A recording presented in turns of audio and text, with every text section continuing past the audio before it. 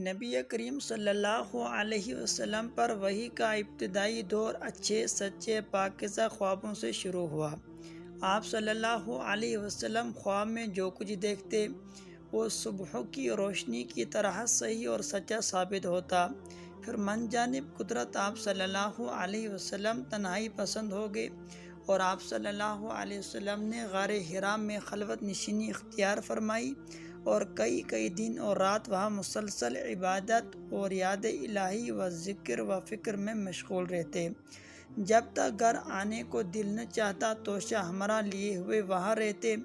توشہ ختم ہونے پر ہی اہلیہ محترمہ ختیجہ رضی اللہ تعالیٰ عنہ کے پاس تشریف لاتے اور کچھ توشہ ہمراہ لے کر پھر وہاں جا کر خلوت گزی ہو جاتے۔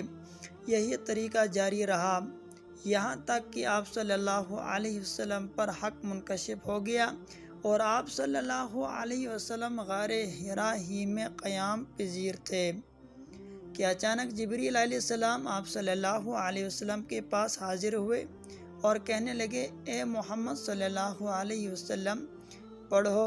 آپ صلی اللہ علیہ وسلم فرماتے ہیں کہ میں نے کہا کہ میں پڑھنا نہیں جانتا۔ آپ صلی اللہ علیہ وسلم فرماتے ہیں کہ فرشتے نے مجھے پکڑ کر اتنے زور سے دبایا کہ میری طاقت جواب دے گی، پھر مجھے چھوڑ کر کہا کہ پڑھو۔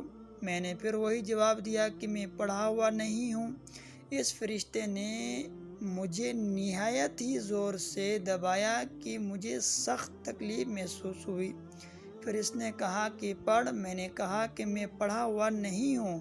فرشتے نے تیسری بار مجھے پکڑا اور تیسری مرتبہ پھر مجھے دبایا، پھر مجھے چھوڑا اور کہنے لگا کہ پڑھو اپنے رب کے نام کی مدد سے جس نے پیدا کیا اور انسان کو خون کی پھٹکی سے بنایا۔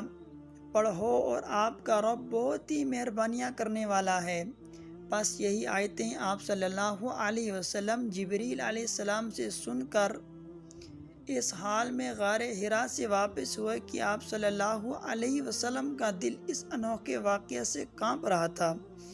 آپ صلی اللہ علیہ وسلم حضرت ختیجہ رضی اللہ تعالی عنہ کے ہاں تشریف لائے اور فرمایا کہ مجھے کمل اڑا دو، مجھے کمل اڑا دو۔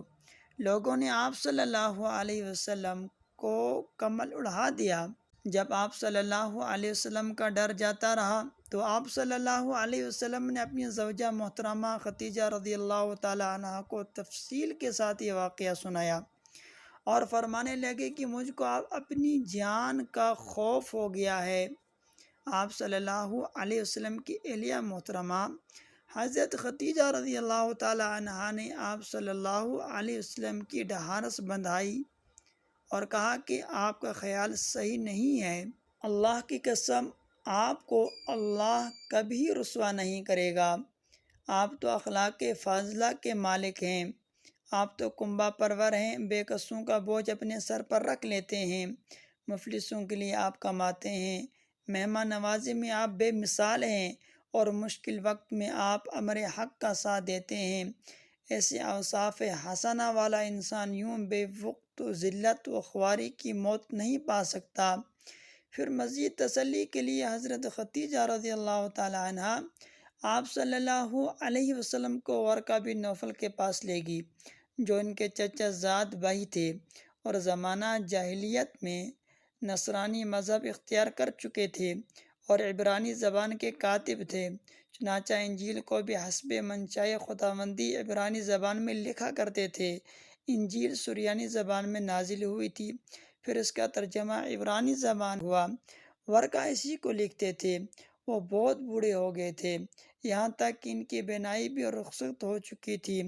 ختیجہ رضی اللہ تعالی عنہ نے ان کے سامنے آپ صلی اللہ علیہ وسلم کے حالات بیان کیے اور کہا کہ چچا زاد بھائی، اپنے بھتیجے محمد صلی اللہ علیہ وسلم کی زبانی ذرا ان کی کیفیت سن لیجئے۔ اور بولے کہ بھتیجے، آپ نے جو کچھ دیکھا ہے اس کی تفصیل سناؤ۔ چنانچہ آپ صلی اللہ علیہ وسلم نے اول تا آخر پورا واقعہ سنایا، جسے سن کر ورقہ بے اختیار ہو کر بول اٹھے کہ یہ تو وہی ناموس معزز رازدان فرشتہ ہے جسے اللہ نے موسیٰ علیہ السلام پر وحی دے کر بھیجا تھا۔ کاش میں آپ کے اس عہد نبوت کے شروع ہونے پر جواں عمر ہوتا، کاش میں اس وقت تک زندہ رہتا جب کہ آپ کی قوم آپ کو اس شہر سے نکال دے گی۔ رسول اللہ صلی اللہ علیہ وسلم نے یہ سن کر تعجب سے پوچھا کہ کیا وہ لوگ مجھ کو نکال دیں گے، حالانکہ میں تو ان میں صادق و امین و مقبول ہوں؟ ورقہ بولا، ہاں یہ سب کچھ سچ ہے، مگر جو شخص بھی آپ کی طرح امر حق لے کر آیا، لوگ اس کے دشمن ہی ہو گئے ہیں۔ اگر مجھے آپ کی نبوت کا وہ زمانہ مل جائے تو میں آپ کی پوری مدد کروں گا۔ مگر ورقہ کچھ دنوں کے بعد انتقال کر گئے، پھر کچھ عرصہ تک وحی کی آمد موقوف رہی۔